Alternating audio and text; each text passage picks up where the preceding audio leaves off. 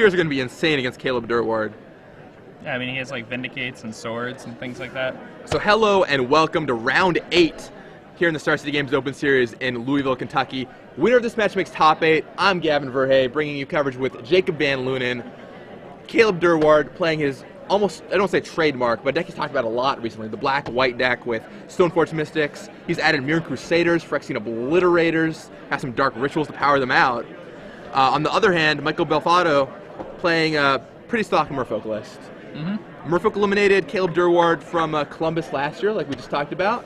So it's going to be interesting to see if Caleb's out for revenge. Not that he hasn't beaten Merfolk plenty of times in the past, but playing for top 8, we'll see how this works out. Michael Belfatto leads on Aether Vial, which is one of the best starts you can have when you're playing Merfolk. Now let's see what Caleb has to offer here. His deck is chock full of extremely powerful 2-drops. And I think we're going to see Dark Confidant, Stoneforge Mystic, Bitter Blossom. He has all 3 of the cards people hate to see on turn 2. Yeah, GT, just all the cards you hate to see on turn 2, or, you know, the cost 2 anyway. Oh, him. Another one people hate to see on turn 2. Man. Now, he's 6, and what is it? It's a 2, and... Let's see what he hits. Lord of Atlantis and Mental Misstep. Not bad, not bad.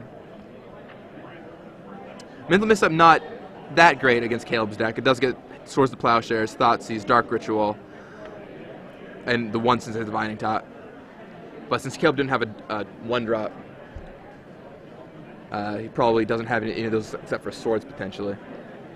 Is that a Bitter Blossom at the front of Caleb's hand? It is a Bitter Blossom. Oh boy.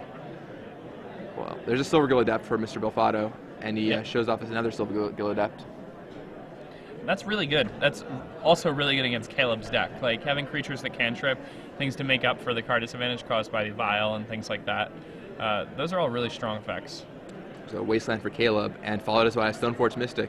Alex Bertoncini called Silver Gill Adept the blue Ancestral Recall, because you just play it, it gets a bunch of damage, it draws you a card, or the Merfolk Ancestral Recall. Like, you play it, gets a bunch of damage, draws you a card.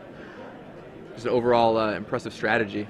Yeah, I mean, Lou Laskin last week said to me that, like, how he started beating Merfolk was he would just force of will Silver Gill Adepts. Yeah, because the cantrip ability is really just lets Merfolk continue to come at you with a stream of creatures.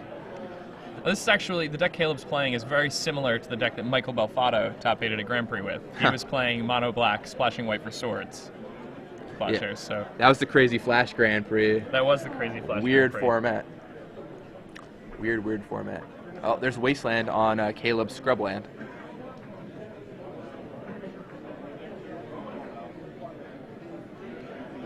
And serves in for 2 with the Silver Gill Adept. Plays in another Aether Vial, and Michael Belfatto will be dropping a Silver Gill Adept into play on Caleb's turn somewhere.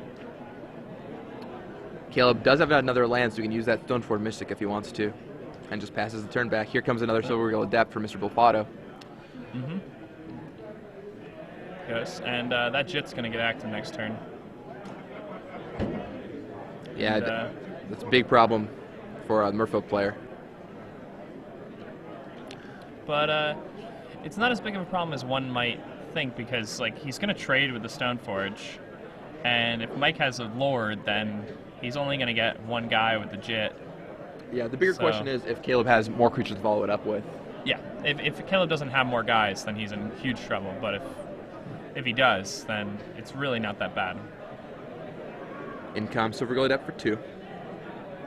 I think Michael Belfatto is gripping Aether Vial, Force of Will, and lands. There's the GT. So he's going to equip here. If Caleb has Swords, that would be pretty brutal. But that would be about as good as with the Aether Vials out, I don't know if he thinks it's safe to do that. All right, Caleb just serves in. And Michael Belfatto cannot block quickly enough. Yeah. And GT is one of those cards that's just so good against the Merfolk strategy, and you have to take great care if you're playing Merfolk to not let it get active against you. So trading with that Stoneforge Mystic is good because you leave him out of creatures on the battlefield. You just have to make sure Caleb doesn't present any more. So now we're going to see, maybe Caleb has a Thoughtseize here. Or an Inquisition. A Div Top. Since it's Dividing Top, seeing if Michael has the mental misstep, which we know he doesn't.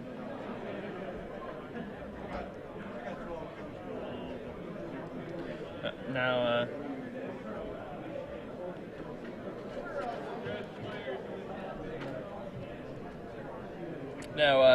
that was a nice play by Caleb.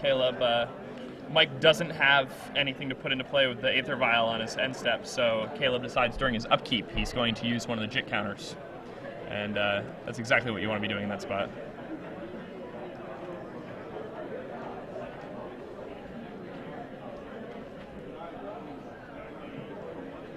Another Stoneforge Mystic, and Mike's going to go ahead and force that. Caleb's going to get to pass the turn.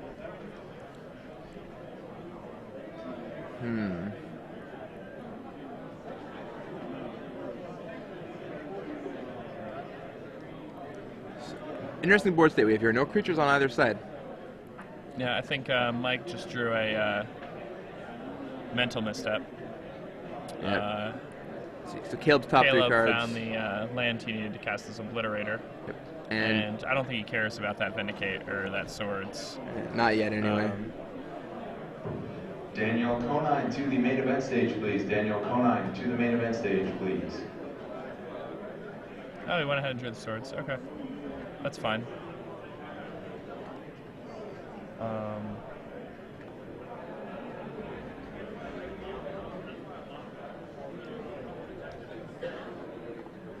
I like this play. Yeah, so he just traded his top for a Swords to Plowshares, basically. And now he's going to drop a Phyrexian Obliterator onto the table. And start to obliterate with GT. What a blowout. And Mike doesn't have any Sowers mains, so... Uh-oh. Phyrexian Obliterator's pretty big issue. Oh, boy. And Michael Belfatto doesn't have Force. That Obliterator is going to do its namesake to the Merfolk Mage. And Mike's just going to... yeah, it's just really bad for Mike at this point. Yeah, I mean, you can try and string something together, but one of the biggest downfalls of the Merfolk deck is they don't have removal spells. And you can play Soar sometimes, but this list doesn't have it. I mean, you play Dismember. Right, you can play Dismember. You have a couple answers. Some people splash white for Path or black for, various Go for the Throat or whatever. Yeah. Mike Belfatto just packs up his cards. He's like, there is no way I am beating that. And we're off to a game 2. Let's look at these sideboards here and see what people might bring in. Mike Belfatto has some Jits of his own and some Sowers, and it looks like those are the only cards that can really come in. Sowers and Jits are probably coming in for... I guess he really just has to take out... what do they even take out?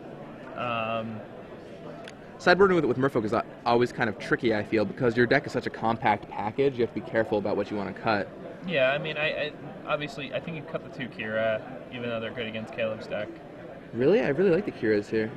Really? Okay. I mean, he has a lot of removal spells. I mean, him breaking up your assembly of creatures is a big problem. I mean, maybe they're not good, but I kind of like them. How good is Curse Catcher in this matchup, do you think? It catches potentially, probably Vindicate. I guess you can side out Curse Catcher. I mean, it is a 1-drop. Cards. You want to bring in 2 GT and 2 Soar.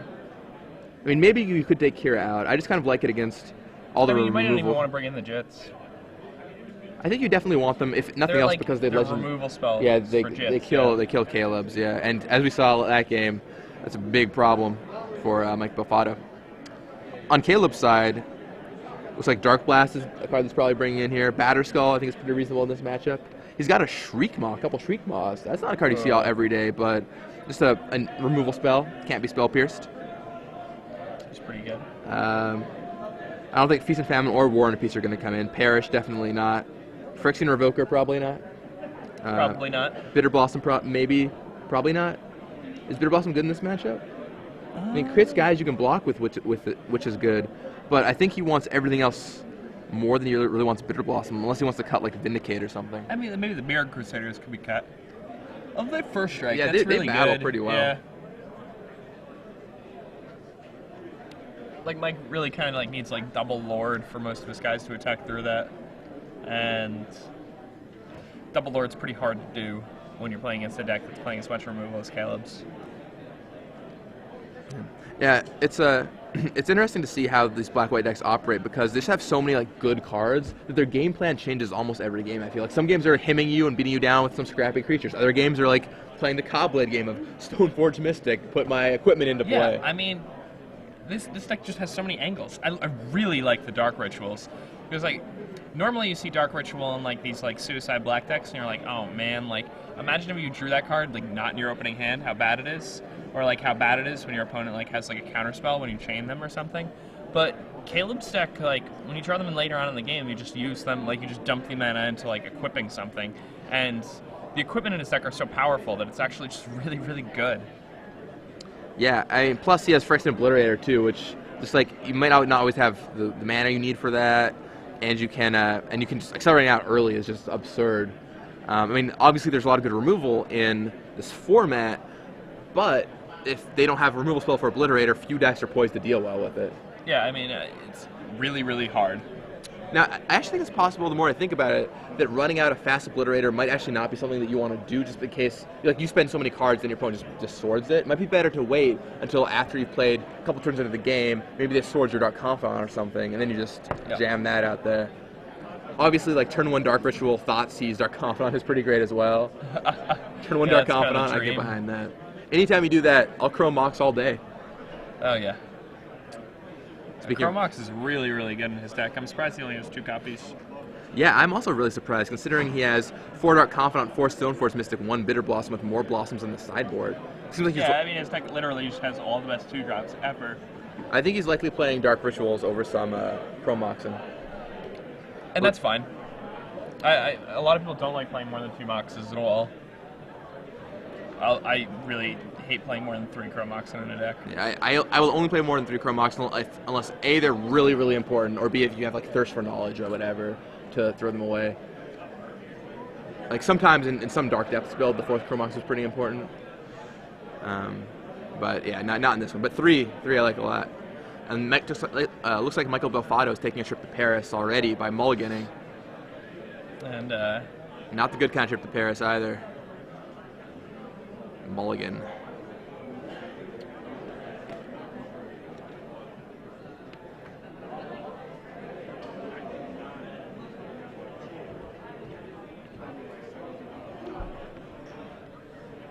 Looks like Mutavault. Is that to Wasteland or Richmond Port? Wasteland. Looks like the colorless draw. We've got a bunch of colorless lands and blue spells. See a Daze there. Daze not very good when you're winning islands. That's always one of my big issues with the Merfolk deck is how you can get these weird mana draws if you don't have Aether Vial. And Caleb's going to play a Pithy Needle here. Do you name Mutavault or Vial, do you think? I think you just named Vial, right? Oh, we're going to find out. He's writing it down. Name is Mutavault. Okay. I guess it's clear he doesn't have Vial, so you want to go for the immediate one. There's a Jite. 2 more lands, and Mike can serve that Jite onto something.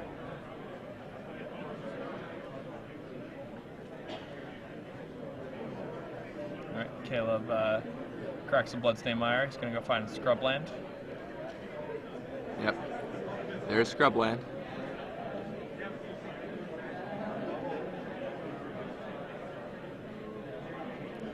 And here comes Stoneforge Mystic. And Stoneforge Mystic is going to grab a Batterskull. Batterskull is what it looks like. That makes sense. Yeah, Michael Belfatto's not going to be happy to see a Batterskull across the table. You want to attack it with that Mutavault? Be my guest.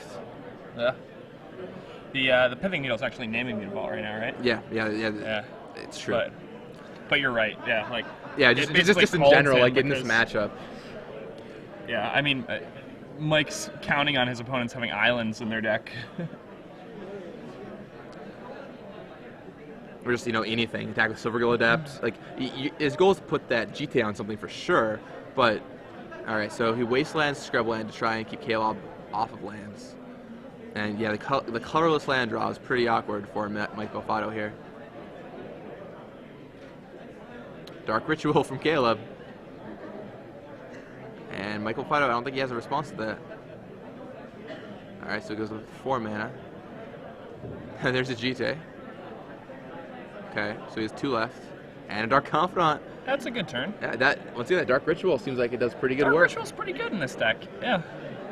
I remember Chris Pakula had them, 5 years ago in GP, and first Legacy tournament, right? First Legacy GP, and he also had main deck Engineered Plague. That was his big thing. I remember one game against Goblins, he went turn 1 Ritual Engineered Plague. Goblins, his opponent Goblin Lackey died and couldn't believe it. Shows Silvergill Adept, showing Silvergill Adept. Draws Force of Will, so Mike Belfatto can fire off a Force of Will. Caleb Durward finds another Stoneforge Mystic, though. Yeah.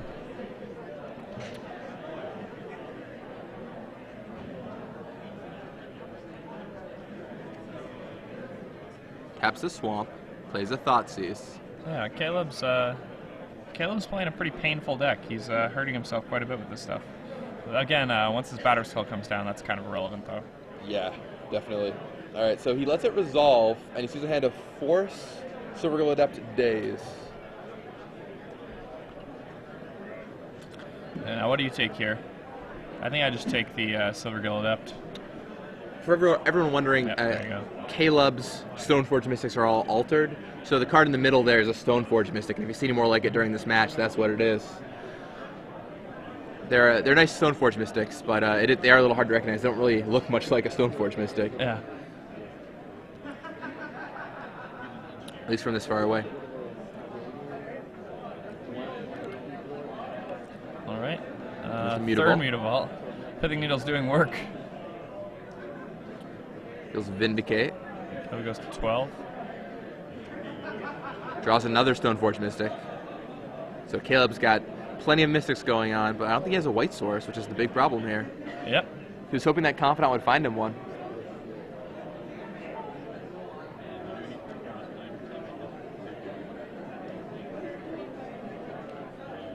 Michael Belfatto, his hand is not great, but he's slowly trying to eke his way into the game.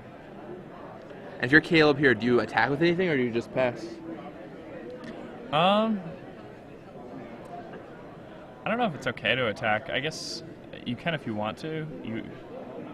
Technically you're ahead, but I just don't know if you want to. You definitely don't want to send with Confidant. But that's really good. You could serve him with Stoneforge and see if he chooses to block. He probably will, and that's probably bad if you're trying to go on the batter skill plan. So yeah, no attacks is likely correct. I mean, the Dark Confidant is really important for getting everything active.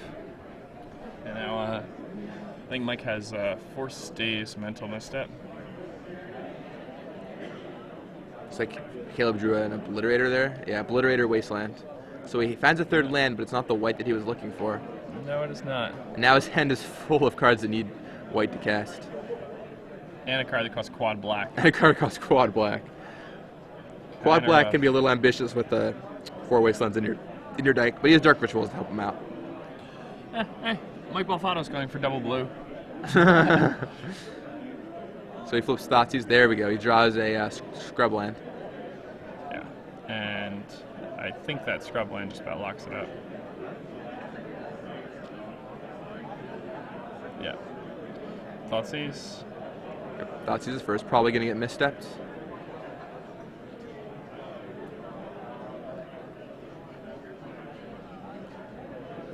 Oh, he hasn't cast it yet. Alright, Thoughtseize. He missteps it. So Thoughtseize goes away. Now he just passes, and he's going to be able to Stoneforge Mystic in that batter skull and start battering Michael Belfatto. Yeah, Mike can attack.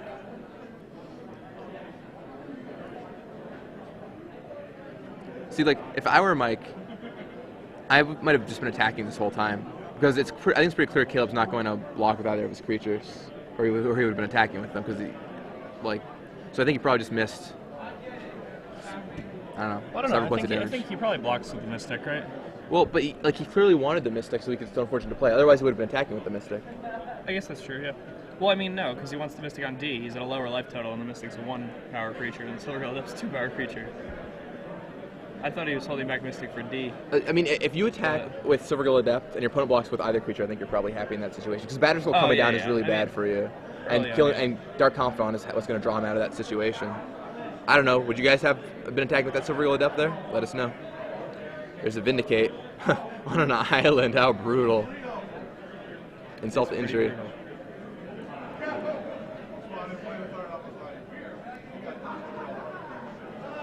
Here comes another Mystic for Caleb Durward. Dazes. And he's just single force in hand. Wonder if Micah considered dazing the Vindicate on the island so he got the island back. Does not seem unreasonable at all.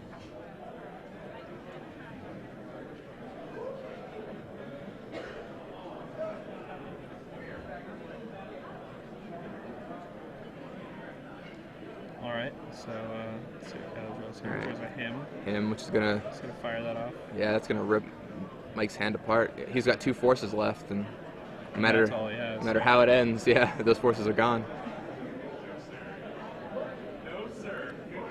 He double blocks the Batterskull, killing the German. Caleb goes up for life.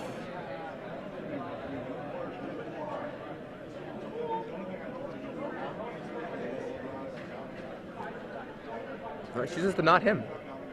Huh. Maybe he's worried about misdirection or something like that. I don't know. I guess you could always do that. Return Batterskull to your hand, make another 4/4. Yeah, just put it right back into play. I'm greedy. I always like empty my opponent's hand, but Caleb's in such a good position this way. I can't blame him for wanting to make a 4/4 either. Oh yeah, I mean he's just playing tight. That's what he's doing. And you can cast Obliterator this turn if he wants to. Serves in for 7 at least.